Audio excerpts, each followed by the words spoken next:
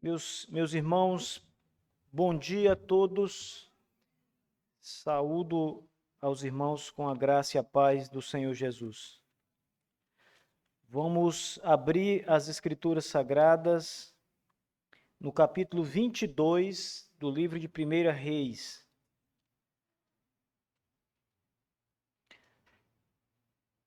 Finalmente, meus irmãos, nós chegamos ao último capítulo do livro de Reis. São 53 versículos para nós concluirmos a exposição do livro de Reis. Nós começamos a expor esse livro no ano de 2022, em setembro de 2022, todos os domingos, com raríssimas exceções, nas manhãs de domingo, nós pregamos aqui em 1 Reis. E hoje, Deus nos dá a graça de chegar no capítulo final deste livro. Nós ainda temos 4 sermões para fazer em 1 Reis, que vão consumir o mês de fevereiro, para terminarmos aqui este capítulo. Porém, meus irmãos, tem sido uma trajetória muito abençoada, e creio que Deus tem também falado muito ao nosso coração ao longo desse tempo. Então vamos para o capítulo 22 de 1 Reis, vamos para os versos 1 ao 12.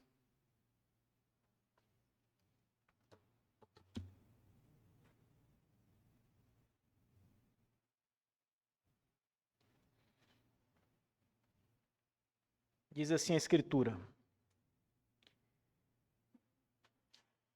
E eles continuaram 3 anos sem guerra entre a Síria e Israel. E sucedeu no 3º ano que Josafá, rei de Judá, desceu até o rei de Israel. E o rei de Israel disse aos seus servos: Sabei que Ramote de Gileade é nossa, e estamos quietos, e não a tomamos da mão do rei da Síria. E ele disse a Josafá: Quereis ir comigo à batalha em Ramote de Gileade? E Josafá disse ao rei de Israel: Eu sou como tu és, o meu povo como o teu povo, os meus cavalos com os teus cavalos. E Josafá disse ao rei de Israel: Rogo-te que consultes a palavra do Senhor hoje. Então o rei de Israel reuniu os profetas, cerca de 400 homens, e disse-lhes: Devo ir em batalha contra Ramote de Gileade, ou devo me refrear?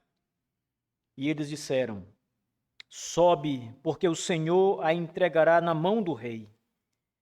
E Josafá disse: Não há aqui um profeta do Senhor além desses, para que possamos consultá-lo?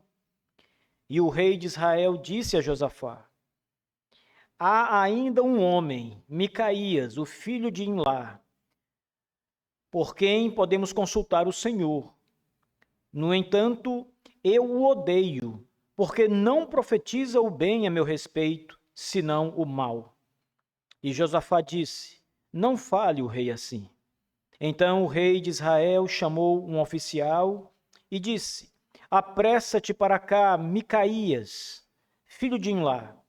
E o rei de Israel e Josafá, o rei de Judá, se assentaram cada qual em seu trono, tendo colocado as suas vestes em um local vazio à entrada do portão de Samaria. E todos os profetas profetizaram diante deles. E Zedequias, o filho de Kenaaná, fez para si chifres de ferro e disse: Assim diz o Senhor, com estes ferirás os sírios até que os tenha consumido. E todos os profetas profetizaram assim, dizendo: Sobe a Ramote de Gileade e prospera, porque o Senhor a entregará na mão do rei. Amém. Vamos orar. Curve a cabeça, irmãos.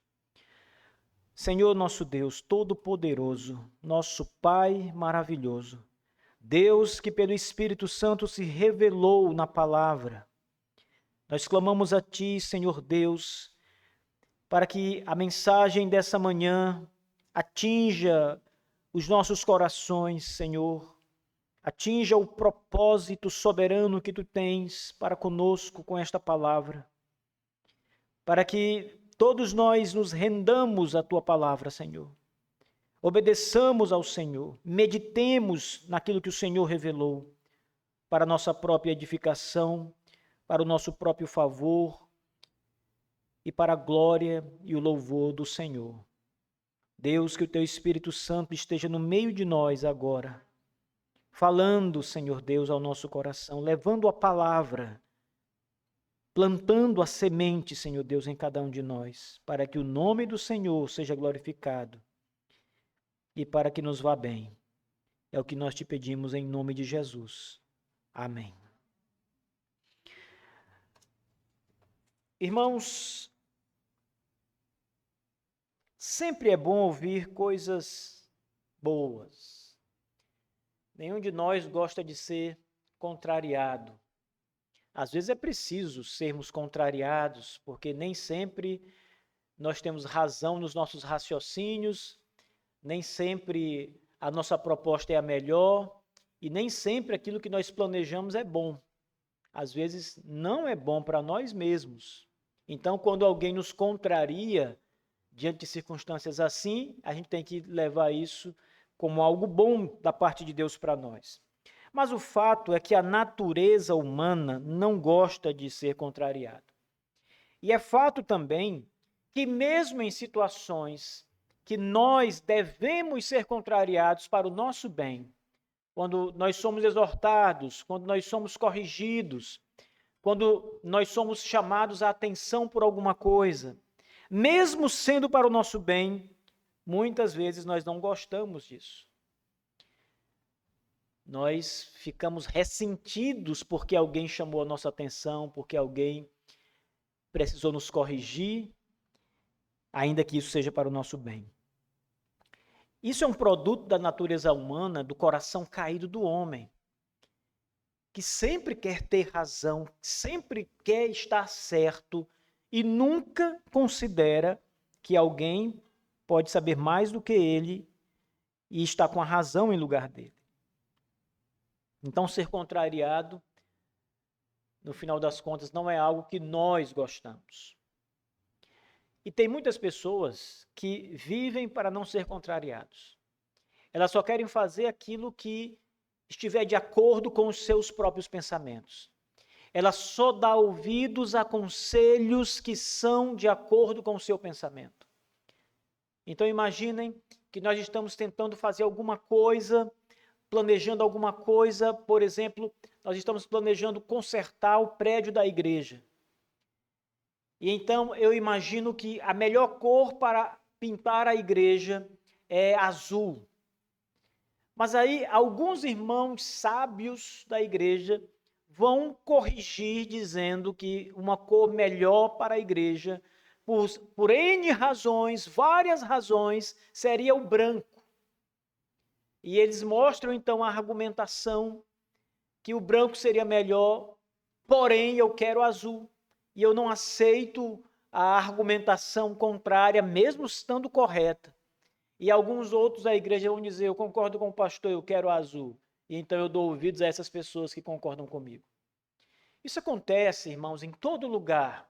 Acontece conosco em todas as áreas da nossa vida. Não queremos ser contrariados. Só damos ouvidos a conselhos que nós queremos.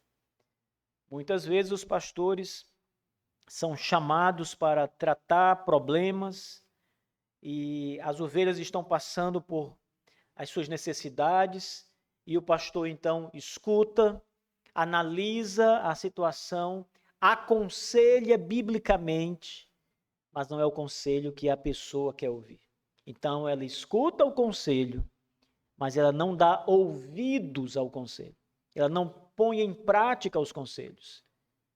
Mas se vem alguém e diz, olha, eu acho que o melhor para você é fazer assim e assim, exatamente como você está pensando. E você então toma esse conselho, ainda que seja de uma pessoa ímpia, e você diz, esse é o melhor conselho, porque é o conselho que você quer, é o que você quer ouvir, é o que você gostaria que o pastor tivesse dito, mas não é o melhor conselho, Mas você toma, mesmo assim, para si este conselho e age segundo esse conselho. Então, isso é absolutamente comum, infelizmente. Essa história de 1 Reis, que inicia o capítulo 22, trata exatamente disso. O texto começa dizendo que haviam se passado 3 anos de paz em Israel. Eu quero que vocês recordem um pouco a pregação do último domingo, porque naquela pregação nos é dito que o Senhor, por meio do profeta Elias, vai julgar Acabe por causa da vinha de Nabote que ele tinha tomado para si e tinha acabado culminando no assassinato de Nabote, através de Jezabel, que orquestrou tudo, e Acabe, o rei, foi conivente com ela. E Nabote morreu, e o rei ficou com a sua vinha. Então Deus manda o seu profeta dizendo que Acabe seria destruído. Deus vai exterminar a casa de Acabe. Elias vai, diz a Acabe a palavra do Senhor, e a Bíblia diz que Acabe então se humilha na presença de Deus. Ele se humilha, ele veste panos de saco e cinza, ele joga terra sobre a sua cabeça, ele verdadeiramente se humilha, ele não finge, mas de fato se humilha diante de Deus. Então, a Bíblia diz que o Senhor vê a humilhação de Acabe. Está vendo, Elias, como Acabe se humilha diante de mim? Porque ele se humilhou, eu não trarei juízo sobre ele agora, mas sobre os dias do filho dele, eu trarei o juízo que eu havia prometido. Então, depois desse episódio, houve paz em Israel. O texto diz, e eles continuaram 3 anos em paz, sem fazer guerra com nenhuma nação, sem fazer guerra com estrangeiros, sem fazer guerra com Judá, seu irmão, a tribo de Judá. E, na verdade, nesse período de paz, eles acabaram se aproximando. O rei de Israel, Acabe, com o rei de Judá, na época Josafá. Então, eles estão em paz. Estão todos em paz. E no 3º ano de paz, a Bíblia diz que Josafá, o rei de Judá, foi até Israel, onde estava o rei Acabe, irmãos. O rei de Israel, Acabe, havia consultado os seus conselheiros e havia uma cidade que realmente pertencia a Israel, chamada Ramote Gileade. Era uma cidade que ficava na fronteira entre Israel e a Síria. É como se fosse, aqui está a cidade de Ramote Gileade, aqui está Israel e aqui está a Síria. A cidade era fronteiriça, mas ela pertencia a Israel. Porém, os sírios haviam tomado a cidade. Eles haviam, em guerra, tomado a cidade estava sob o poder deles. E era uma cidade pequena, mas que tinha uma certa relevância no cenário político e econômico, porque ela era uma rota, havia estradas comerciais, então as mercadorias passavam pela cidade e pagavam tributo para poder depois prosseguir em direção a Israel. Só que esse tributo ficava para a Síria, que agora estava comandando a cidade. Então o rei de Israel decide, depois daqueles 3 anos de paz, tomar a cidade de Ramote Gileade de volta. Vamos tomar de volta o que é nosso. Vamos fazer guerra com a Síria. Eu decido, vamos fazer guerra contra a Síria e tomar Ramote Gileade, porque ela é uma cidade nossa. Nós estamos quietos, ele diz. Por que não vamos tomar essa cidade das mãos da Síria? Ela é nossa. E então, aproveitando que o rei de Judá estava ali com ele naquela visita, ele pergunta ao rei Josafá: você vai subir comigo, Josafá? Você irá nos ajudar a retomar a cidade de Ramote Gileade? Quer ir comigo à batalha? Então, o rei de Judá, Josafá, disse ao rei de Israel: olha, eu sou um com você, nós somos irmãos. E de fato, irmãos, não esqueçam que o reino de Israel, comandado agora por Acabe, e o reino de Judá, comandado por Josafá, era um reino unido nos dias de Salomão, nos dias de Davi, eram as 12 tribos de Israel.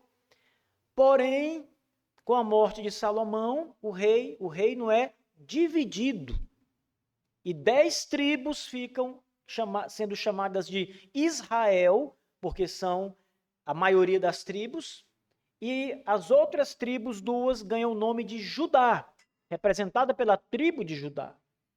Mas eram antes unidos e irmãos. Então, com essa aproximação, Acabe aproveita para chamar Judá, para pedir reforço militar, ajuda a Judá para reconquistar a cidade de Ramote-Gileade. E Josafá, o rei de Judá, diz: eu serei contigo, eu sou um contigo, o meu povo é com o teu povo, os meus cavalos são os teus cavalos. Nós estamos juntos. Porém, irmãos, esse aqui é o contexto, mas o que é importante para nós vem agora. Veja a palavra do rei Josafá, conforme o verso 5. Ele diz: Josafá disse ao rei de Israel: rogo-te que consultes a palavra do Senhor, para saber se devemos ir à guerra ou não, para saber se nós devemos tomar essa cidade de volta ou não, ou esquecê-la. Vamos perguntar ao Senhor o que fazer. Bom, primeiro um esclarecimento. Era comum naqueles dias, em Israel, em Judá e nas outras nações vizinhas, consultar oráculos religiosos sobre qualquer decisão a ser tomada, especialmente ir à guerra, sair para a batalha.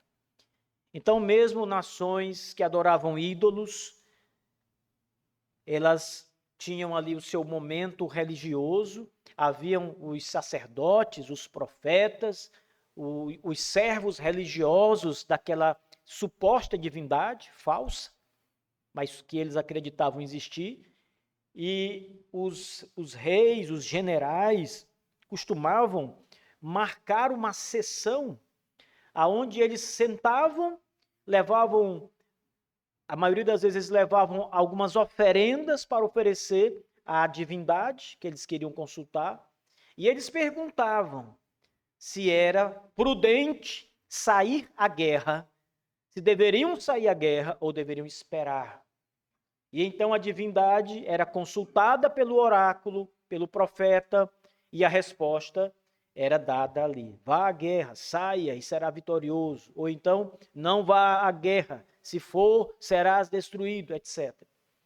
É claro que aquilo que o oráculo falava não vinha do Senhor. Aquilo que os profetas dessas divindades falavam não vinha do Senhor. Se eles ouviam alguma coisa, era de demônios e não do Senhor. Ou eram transes, porque muitas vezes esses profetas e oráculos, eles tomavam algumas misturas para entrar em transe, para poder se conectar com a divindade. Então, às vezes, era produto mesmo de droga que eles usavam, algum tipo de remédio, de chá que tinha algum poder nesse tipo, né? E eles acabavam falando coisas ali, qualquer coisa. Nem o diabo falou nada, e muito menos Deus falou nada, tudo vinha da cabeça deles, e dar ouvidos a isso era muito perigoso. Então, a prática que nós vemos aqui era algo comum. Mas, irmãos, duas coisas nos chamam a atenção. A primeira delas é que Acabe não se preocupa em consultar o Senhor. Ele simplesmente decide o que quer fazer e vai fazer. Ele quer ir tomar Ramote-Gileade e ele vai tomar Ramote-Gileade. É o que ele pensa. Ninguém pode dobrá-lo. Ninguém pode convencê-lo do contrário. Ele pôs na sua cabeça que deve retomar a cidade e ele quer fazer isso a qualquer custo. Aproveitando a presença do rei, ele fica ainda mais entusiasmado. Mas veja, ele consulta os seus homens, o texto diz, no versículo 3, o rei de Israel disse aos seus servos, Acabe diz aos seus servos, sabem que Ramote-Gileade é nossa, e estamos quietos, e não a tomamos da mão do rei da Síria? Ele pergunta. Claro que a resposta foi, rei, vamos tomá-la. Assim como o senhor pensa, devemos fazer. Depois ele chama o rei de Judá e diz, rei, tu nos ajudará a tomar Ramote-Gileade, ela é nossa. Então veja, ele consulta os seus homens, ele consulta até mesmo o rei de Judá, e ele já tem a sua própria decisão tomada, mas ele não consulta o Senhor. Ele não busca o Senhor. Ele é bem diferente do rei de Judá, Josafá. Porque Josafá escuta todas as coisas que ele tem planejado, estratégias militares, ele se dispõe a ajudá-lo, o meu exército irá contigo, mas antes vamos consultar o Senhor. A palavra que nós temos aqui, meus irmãos, quando se fala em consultar o Senhor, no verso 5, é o nome próprio de Deus, é o tetragrama hebraico. A palavra Iavé ou Javé, provavelmente essas sejam as duas construções mais exatas para o nome de Deus. Iavé ou Javé. Então, a divindade a que Josafá deseja consultar é o Senhor, o Deus Todo-Poderoso, o Deus de Israel de verdade, o Deus de Judá, o Deus da criação, o único Deus, o Deus vivo e verdadeiro. Josafá diz, primeiro vamos ouvir a palavra do Senhor. Vamos ouvir o que o Senhor tem para nos dizer. Talvez isso já sirva para trazer uma certa contrariação a Acabe, porque de alguma maneira ele é barrado na sua ideia, dizendo antes, vamos ver o que Deus diz. Então, aquilo já é uma espécie de obstáculo para Acabe. Mas como ele precisa da ajuda do rei, como ele quer muito tomar aquela cidade de volta, ele diz, tudo bem, vamos chamar os profetas do Senhor.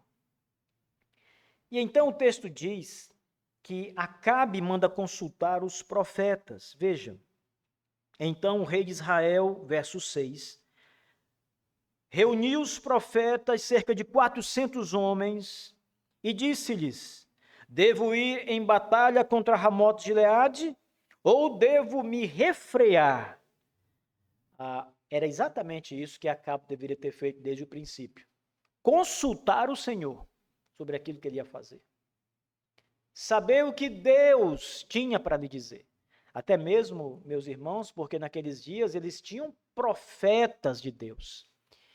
Eles tinham homens que eles podiam consultar para receber uma resposta de Deus.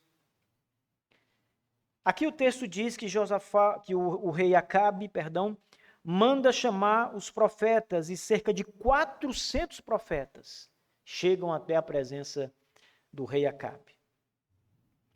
Isso contrasta um pouco com o que nós lemos lá atrás, ainda no reinado de Acabe, quando Jezabel manda matar os profetas do Senhor, lembram daquela passagem? E Elias então fica desesperado, e Elias imagina que ele é o único profeta do Senhor que havia sobrado sobre a face da terra.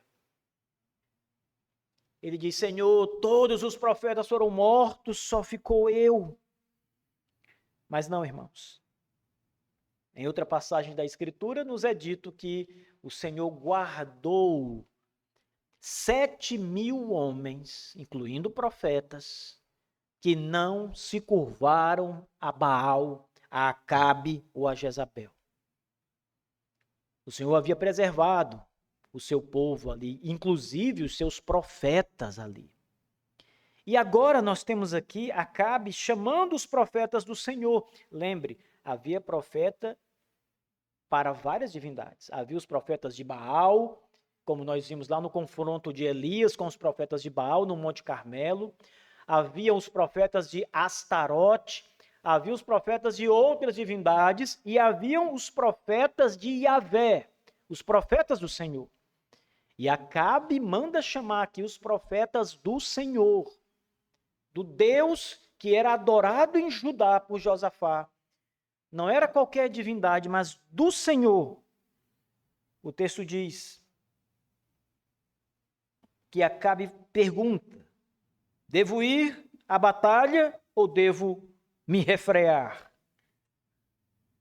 E eles disseram, os profetas: sobe, porque o Senhor entregará na mão do rei. Aqui, no verso 6, quando os profetas dizem o Senhor entregará na mão do rei, eles não estão usando o tetragrama hebraico. Não é o nome Yahvé que aparece, mas o nome Adonai, ou Senhor mesmo, como um título para Deus. Mas não é o nome de Deus. Eles estão dizendo, sobe, porque Deus vai entregar nas tuas mãos. Que Deus?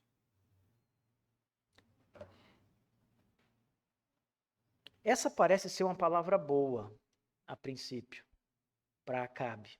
Olha, confirmou o que eu desejo. Tudo certo, Josafá. Os profetas consultaram o Senhor e o Senhor está dizendo, sobe porque entregarei o rei nas tuas mãos, a Síria nas tuas mãos. A cidade será devolvida, suba e será vitorioso. Porém, veja o verso 7. Josafá parece achar alguma coisa estranha. O rei de Judá escutou os profetas que Acabe mandou convocar, mas ele não ficou satisfeito com alguma coisa. O texto não diz. O texto não nos diz o que incomodou o rei de Judá. Mas ele não ficou satisfeito com aqueles profetas que se apresentaram. De maneira que Josafá disse, não há aqui um profeta do Senhor, além desses, para que possamos consultá-lo? Ora, haviam 400 profetas sendo consultados, do Senhor, como diz o texto. Mas Josafá diz, não há aqui outro profeta do Senhor, fora esses aí, para consultarmos? Esses são todos os profetas do Senhor? Então alguma coisa não caiu bem naquela apresentação dos profetas que chamou a atenção de Josafá e deixou o rei Josafá bastante desconfiado. Aqui, meus irmãos, eu quero abrir um parêntese para lembrar a vocês que no meio dos profetas do Senhor, há também os falsos profetas do Senhor. Ou seja, há pessoas que falam em nome do Senhor, Deus verdadeiro, mas que, na verdade, Deus nunca falou com eles. Não são verdadeiros profetas do Senhor. Se apresentam como profetas do Senhor, cumprem um ritual como profetas do Senhor, são vistos como profetas do Senhor, mas não são verdadeiros profetas do Senhor. Tem o nome, tem o título, tem a aparência, são reconhecidos assim, mas não são de fato, não são profetas do Senhor. E além disso, a questão política que envolvida aqui entre o rei Acabe e os seus súditos era muito forte. Todos queriam agradar o rei. Todos estavam dispostos a fazer o que o rei quer. Se o rei quer ouvir uma palavra assim, demos ao rei essa palavra. Não vamos ficar feios na fita. Não vamos prejudicar nós mesmos contrariando o rei. Vamos fazer como o rei quer. Então, aqueles profetas provavelmente eram profetas desse tipo. que não eram verdadeiros profetas, vocacionados, separados, chamados por Deus, mas eram pessoas vendidas, que estavam ali para agradar o rei, embora falassem em nome do Senhor. Isso é muito comum nos nossos dias. Hoje nós não temos mais profetas assim. O profeta de Deus hoje, quando muito, para usar o termo, é o pregador da igreja. Porque o pregador ou o pastor da igreja, ele fala a palavra do Senhor, como o profeta fala a palavra do Senhor, falava a palavra do Senhor no passado. Porém, o profeta não tinha uma Bíblia aqui. Ele ouvia de Deus a mensagem e retransmitia. O pregador não faz isso. O pregador ouve de Deus a mensagem escrita, revelada, e retransmite a mensagem revelada. Não é uma revelação direta, mas uma revelação que já foi dada pelas Escrituras Sagradas e os pastores têm acesso, bem como toda a igreja tem acesso, e essa mensagem então é repassada à igreja. Porém, meus irmãos, há muitos falsos pastores no meio do rebanho. Há muitos homens que não são vocacionados por Deus, não foram chamados pelo Senhor, despertados pelo Senhor. Há homens que o Senhor não colocou no púlpito no sentido vocacional, mas eles falam como se fossem pastores de Deus, profetas de Deus, e falam em nome do Senhor. Há muitos que estão no ministério por outros fins, porque querem um sustento, porque buscam status, porque querem os holofotes, enfim. Cada um deles tem a sua própria razão, o seu próprio motivo. Porém, Deus não os chamou para isso. E nós devemos, irmãos, ser muito cautelosos, como Josafá foi muito cauteloso aqui, para não sermos enganados, para não estarmos sob o pastoreio de falsos pastores. Nós precisamos sempre consultar a palavra do Senhor e ver se as coisas são realmente assim. Nós precisamos sondar nossos pastores, líderes da igreja, para saber se eles estão mesmo no Senhor, se eles são mesmo homens de Deus. Precisamos esquadrinhar a vida, porque senão podemos ser enganados. Assim como havia falsos profetas, há falsos pastores. Bem, Josafá desconfia da situação e pergunta se há outro pastor além desses 400.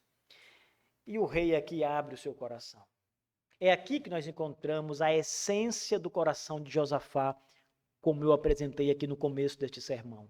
Um homem que não quer ser contrariado e que não quer receber conselhos diferentes daqueles que ele mesmo já tomou. Veja a resposta do rei.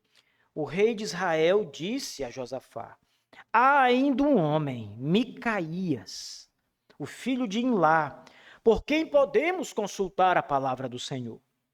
No entanto, eu o odeio. Por quê, Acabe? Por que você odeia o profeta Micaías?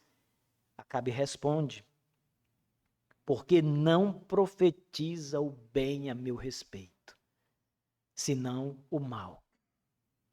Acabe, por que você não gosta do profeta Micaías? Acabe está dizendo: porque ele nunca fala o que eu quero. Porque ele nunca é favorável a mim, ele só é contrário a mim. Eu odeio esse profeta. Esse profeta não parece ser um profeta de Deus. Tudo o que ele diz a meu respeito é contra mim. Ah, irmãos, essas palavras de Acabe devem chamar nossa atenção, porque com exceção daquele episódio do capítulo 21, em que Deus tem misericórdia e não cancela, mas adia o julgamento sobre Acabe, toda a descrição da Bíblia sobre Acabe é pessimista. Deus está mirando Acabe desde o começo pela sua maldade. A narrativa bíblica vai sempre apresentando Acabe como um homem rebelde contra o Senhor, perverso, que faz o mal, idólatra. O tempo todo, a narrativa de Acabe é longa em 1 Reis. Não é uma narrativa rápida, mas é um texto alongado, sabe? O autor do livro de Reis entendeu que muita atenção deveria ser dada ao rei Acabe, esse rei imoral, retrato da rebeldia. É claro que o profeta não poderia profetizar nada bom para ele. É claro que a palavra de Deus para Acabe sempre seria uma palavra que carregava juízo, punição. Um estudioso do Antigo Testamento, chamado John Goldingay, ele disse uma coisa interessante, numa introdução do livro de Reis que eu li. Ele disse o seguinte: a história dos reis se passa durante 400 anos. Primeira Reis até Segunda Reis, considerando também Samuel, até Segundas Reis, são 400 anos de reinado, de rei que teve Israel e Judá. E se nós juntarmos tudo que foi escrito, são cerca de 50.000 palavras. O que significa, irmãos, algo muito pouco para contar 400 anos de história. Para contar a história de um rei. Ora, se você for tomar um livro para ver, por exemplo, a história de um dos presidentes americanos, veja, por exemplo, a história do George Bush. Quantos livros foram escritos, volumosos, 1, 2, 3 volumes, contando só aquele momento da presidência. 4, 8 anos de presidente. O livro de Reis é isso aqui, ó. Juntando os dois livros. Mas são 400 anos de história. Isso significa, ele diz, que o autor do livro foi muito seletivo, ele foi tirando muita coisa. Isso aqui não, isso aqui eu não vou escrever, isso não interessa, não vou colocar isso. Mas o que ele colocou no livro é de extrema importância. É assim que nós devemos olhar para cada história que está aqui. Se ela está aqui, ela é muito importante. E veja, a história de Acabe, do rei Acabe, esse rei mau e perverso, ela ganha muito destaque, muito espaço. Vários capítulos são separados para contar a história desse rei e do seu reinado. O autor considerou importantíssimo conhecer este rei perverso, que fez o que é mal mais do que todos os outros reis antes dele. Então, irmãos, o que nós temos aqui é um retrato da maldade e perversidade de um rei que já tinha todas as decisões tomadas sem consultar o Senhor e que não se importava com a palavra do Senhor. Você sabe por que ele não chamou Micaías junto com os 400? Porque não importa o que Micaías dissesse, ele não ia dar ouvidos. Ele queria ouvir os 400, que eram seus colegas, que eram da sua patota, e que iam falar aquilo que ele queria ouvir. Porém, para não contrariar Josafá, ele diz, ainda há um só, Micaías. Então, ele manda chamar o profeta Micaías. Ele chama um dos seus oficiais e diz, peguem Micaías e tragam-no aqui. Naquela ocasião, os dois reis, irmãos, foi uma ocasião especialíssima em Israel. Porque o texto diz, se você voltar um pouco, que eles estavam assentados, cada um no seu trono, numa espécie de praça à entrada do portão principal. Era uma solenidade diplomática altíssima. Dois reis estavam ali. E o texto diz que eles estavam com suas roupas de rei, sua roupa de gala. Não era a roupa militar, porque o rei ele tem a sua própria armadura, diferente dos outros soldados. mas ele tem a sua roupa de gala, a sua capa real, a coroa, o cinto, não é? O seu cetro. Mas não. Ali era uma ocasião especialíssima e eles estavam ali como os reis, os soberanos. Então, diante de todos e diante do questionamento de Josafá, Acabe manda chamar Micaías. Então o rei de Israel chamou um oficial e disse: apressa-te para cá, Micaías, filho de Imlá. E o rei de Israel e Josafá, o rei de Judá, se assentaram, cada qual em seu trono, tendo colocado as suas vestes em um local vazio, à entrada do portão de Samaria. Todos os profetas profetizaram diante deles. E dentre esses 400 profetas que estavam ali, saiu um do meio deles, chamado Zedequias, que era um dos profetas do Senhor da corte de Acabe. Zedequias, o filho de Kenaaná, fez para si chifres de ferro e disse: assim diz o Senhor, com estes ferirás os sírios até que os tenhas consumido. E todos os profetas profetizaram assim, dizendo: sobe a Ramote de Gileade e prospera, porque o Senhor a entregará na mão do rei. Ora, vamos ver algumas coisas interessantes aqui, que deve despertar a nossa atenção. Do meio dos 400 profetas saiu um deles, Zedequias, e ele traz um par de chifres que ele havia feito. O texto diz que eram chifres de ferro. Ele havia então mandado alguém fazer chifres de ferro. Eu fico pensando, irmãos, como ele sabia disso tudo? Por que ele mandou fazer chifres antecipadamente para essa ocasião? O chifre, na história sagrada de Israel e outras nações, representa força e poder. O que o profeta está dizendo para o rei Acabe é que, como um touro que vai chifrar e vencer todos à sua frente, que vai derrotar com seu chifre, que vai matar, que vai limpar a área, assim será Acabe diante dos sírios. Ele vai chifrar os sírios com seu poder, sua força. Nenhum deles poderá resistir a ele. Então, havia ali uma espécie de cena dramática representada pelo par de chifres que o profeta mandou fazer. Mas como o profeta sabia de tudo isso? Especialmente quando desconfiamos de que esses profetas eram mesmo profetas. Há duas explicações, irmãos, para isso. A primeira era que os profetas estavam com as respostas premeditadas. Ou seja, o rei já estava questionando invadir a cidade de Ramat Gilead. Então, este profeta diz: façamos então chifres para quando ele nos perguntar, nós falarmos a ele que ele vencerá como um touro. Ou, a segunda hipótese, um demônio falou aos profetas e não o Senhor. Veja, aqui a coisa fica mais intensa. Porque esses homens eram profetas de Yahvé.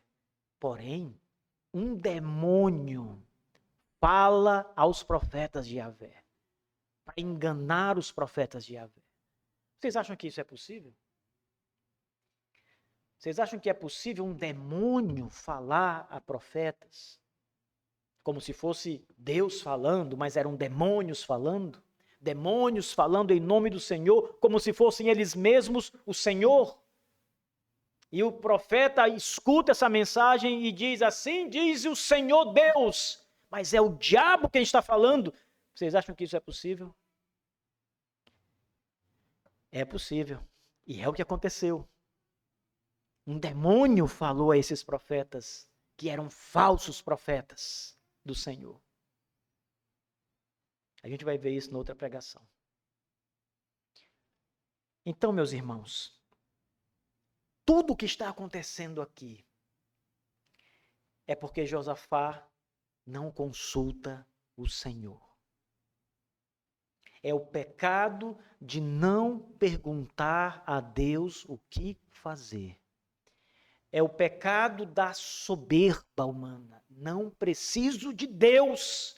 Eu sou inteligente. Eu sei pensar, calcular. Eu sei avaliar os riscos, os custos. Não preciso de Deus. Cuidado, porque às vezes nós somos exatamente assim. Você vai fazer uma viagem, por exemplo, e você tem tudo arquitetado já. Nenhum problema em você planejar, em você ver a melhor estratégia que você tem em mente. O problema é em não consultar o Senhor. Quando eu saio da minha casa para vir para Teresina, irmãos, eu sei muito bem a rota. Eu acho que eu conseguiria dirigir boa parte da estrada com os olhos fechados, porque eu sei toda a curva, tudo. Estou tão acostumado a fazer esse percurso de muitos anos, e mesmo antes de vir aqui para a igreja Bom Samaritano, eu já viajava com uma frequência para Teresina. Então, às vezes eu olho assim para o lugar, sei exatamente onde é que eu estou e que tempo falta para chegar em Campo Maior. Tão acostumado. Mas eu sempre, irmãos, sempre, com raras exceções que eu devo ter esquecido, eu sempre oro a meu Deus pedindo que me guie por esse caminho. Um caminho que eu conheço muito bem. Eu creio que vocês fazem isso quando saem nas suas viagens, quando tem algo a fazer. Devemos fazer isso quando vamos para o centro da nossa cidade trabalhar. Deus me guia nesse dia, me ajuda. Me ajuda na minha empresa, onde eu trabalho. Irmãos, depender do Senhor é um dom, é uma graça que nós temos. Acabe era um homem que não dependia de Deus, que queria a independência. Era um homem que se julgava soberano acima de Deus, à parte de Deus. Não preciso do Senhor. Esse é o grande pecado, não consultar o Senhor. E quando nós não consultamos o Senhor, quando nós não paramos para ouvir a voz de Deus, para nós revelada nas Escrituras, a voz que sai do púlpito da igreja, na pregação pastoral, essa é a voz do Senhor. E quando nós não damos ouvido à voz de Deus, quando você vem à igreja, por exemplo, e ouve a pregação e recebe instrução pela pregação da palavra, conselhos práticos, e descarta, não faz. Você escuta, você até gosta, que legal, faz sentido, mas você não vive aquilo nunca. Você nunca aplica para si mesmo. Então, quando você não ouve a palavra do Senhor, saiba, irmãos, você está bastante suscetível a ouvir uma outra voz. A voz do engano, a voz de amigos ímpios, a voz de pessoas descrentes que não têm o Espírito de Deus e que podem te dar maus conselhos. Pode ser que Deus fale por elas também. Mas geralmente, o que você vai ouvir de pessoas descrentes em relação à sua vida e a Deus não são conselhos bíblicos. Se você não escuta a voz do Senhor, você vai escutar outra voz. Seja a voz do seu próprio coração. E a Bíblia diz, enganoso é o coração do homem, mais do que todas as coisas. Ou você vai ouvir a voz de outros homens ímpios, ou a voz de demônios. Pode ser que o diabo fale com você e você ouça a voz dele.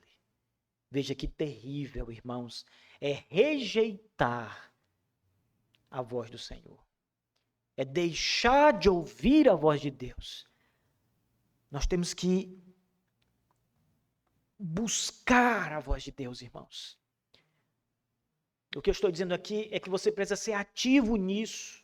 Você não deve se sentar na sua casa e esperar Deus vir falar com você. Você deve ir ao encontro do Senhor. Você faz isso quando busca sua Bíblia, abre e lê e medita nela. Você faz isso quando senta no banco da igreja para ouvir a pregação, meditar nela e aplicá-la à sua vida, vivenciá-la. Você está ouvindo a voz do Senhor. Mas se você descarta tudo isso, irmãos, você vive como Acabe, desprezando a voz do Senhor. Os falsos profetas disseram para Acabe, afinal de contas, vá, rei, você vencerá como um touro, você vai ferir os sírios, você vai consumi-los totalmente. E o verso 12 diz, todos os profetas profetizaram assim, de maneira falsa e mentirosa, irmãos. Eu quero encerrar com vocês, irmãos, lembrando que só há um profeta que nós devemos ouvir hoje. Aquele que também é o sacerdote do povo de Deus e o rei do povo de Deus, o Senhor Jesus Cristo. Ele é o profeta do Senhor para nós. É a voz de Cristo que nós devemos ouvir e buscar, nos esforçar para, no meio de tanto ruído que acontece, identificar a voz do Senhor Jesus Cristo pela palavra, somente pela palavra de Deus. Ouça o Senhor, irmãos, porque as palavras de Cristo, ele diz, são vida. É o refrigério da nossa alma. Não há nada que você precise mais do que a palavra do Senhor. Nada, nada, nada que você precise mais nesse mundo do que ouvir a palavra de Deus, de Jesus Cristo. Não são as suas riquezas, seus bens materiais, não é a voz da sua esposa ou do seu marido, nem dos seus filhos, não é a voz dos seus amigos, nem de pessoas ilustres à sua volta. O que você precisa é ouvir a voz de Jesus Cristo, o Salvador. Sem a voz de Cristo, irmãos, todas as outras vozes são nada. Ele é o profeta de Deus, é o próprio Deus e é o Salvador do seu povo. É dele que precisamos. Essa manhã, o meu conselho para você, irmãos, é um só. Corra ou retorne, se for o caso, à palavra do Senhor. Consulte a Deus na sua vida, em todas as decisões, tudo que você for fazer. E ouça a voz do Senhor. Às vezes a gente até pensa o seguinte, será que há uma resposta para todas as coisas que eu preciso saber da parte de Deus? Eu vou casar. A irmã Bebel e o Mário casaram há pouco tempo. Eles devem ter consultado o Senhor. Senhor, esse é o nosso caminho. Nós devemos mesmo casar. Eles devem ter orado por isso. E buscado a Deus por isso, não é? Mas não é só em decisões tão grandes como um casamento que nós devemos buscar o Senhor, irmãos. Mas em todas as nossas decisões, tudo que vamos fazer, tudo que planejamos, coloque o Senhor. Ore a Deus. Senhor, me ajuda, abre meus olhos. E saiba, Deus fala com você sim, pela palavra. Às vezes, lá não vai estar escrito assim, o nome da mulher que o Mário deve casar é Tainara. Você não vai encontrar isso, Mário. Mas Deus vai falar para você se ela é a mulher certa ou não, pelos princípios que a Escritura ensina de como deve ser uma mulher cristã. Então você pergunta, Deus, esta deve ser minha esposa? E Deus vai dizer, ela apresenta estes princípios? Se ela apresentar, sim. Se as coisas estiverem fluindo, Deus está conduzindo as coisas num bom sentido. Certamente sim. Deus fala, irmãos. Deus fala pela palavra, Deus fala através dos princípios que regem as Escrituras. Deus fala. Senhor, eu devo trabalhar neste emprego que fui cotado, Deus vai dizer a você se você deve trabalhar neste emprego ou não, nesta empresa ou não. Talvez você esteja planejando trabalhar numa empresa que é totalmente promotora de valores anticristãos. Você precisa saber de Deus se tem que trabalhar nessa empresa. Você vai trabalhar numa clínica que faz abortos. Você é enfermeira ou médica e você recebe um convite. Olha, nós temos uma clínica legalizada, tudo ok, dentro da lei. Uma clínica de abortos. A gente vai pagar muito bem. E você está desempregado. Que tentação, não é? Que tentação, irmãos. Mas é justamente essa a voz do diabo. Você tem que consultar a voz de Deus. A voz do diabo vai dizer para você, você está precisando de dinheiro, você está desempregado. Olha, aqui vai ser muito bom, você vai trabalhar pouco, vai ganhar muito bem. Então a voz do diabo vai dizer isso a você. Ela vai dizer, vá e vencerá. Será como um touro, como ele disse para Acabe. Mas a voz de Deus dirá, não. Não vá. A Escritura vai falar com você. Deus fala pelas Escrituras. Consulte a voz do Senhor. Não seja precipitado. Consultar a voz do Senhor é um sinal de que você está vivo. É um sinal de que você teme a Deus. É um sinal de que você está no caminho certo. Se você parou de consultar a Deus, irmãos, então tema. Então fique preocupado. Porque é um sinal de que Deus não tem mais tanta importância na sua vida. Consulte o Senhor. Consulte a voz do Senhor. Vá atrás do Senhor. Corra. Leia as Escrituras. Irmãos, busquem conhecer a Deus. E ouvir sua voz. Ouvidos sensíveis para ouvir a voz do Senhor. Amém. Fiquemos de pé, igreja. Vamos orar e encerrar a nossa reunião dessa manhã. Senhor, nós te louvamos com alegria, Pai, porque a voz do Senhor ecoa nesta casa e nós podemos ouvi-la, Deus, pela tua misericórdia. Nosso Deus e Pai, conduz-nos, Senhor Deus, com o teu Espírito Santo, para sermos servos obedientes, temerosos, tementes a Deus, e que a tua voz seja ouvida no nosso meio constantemente, Senhor Deus. Nos ajuda a buscar o Senhor.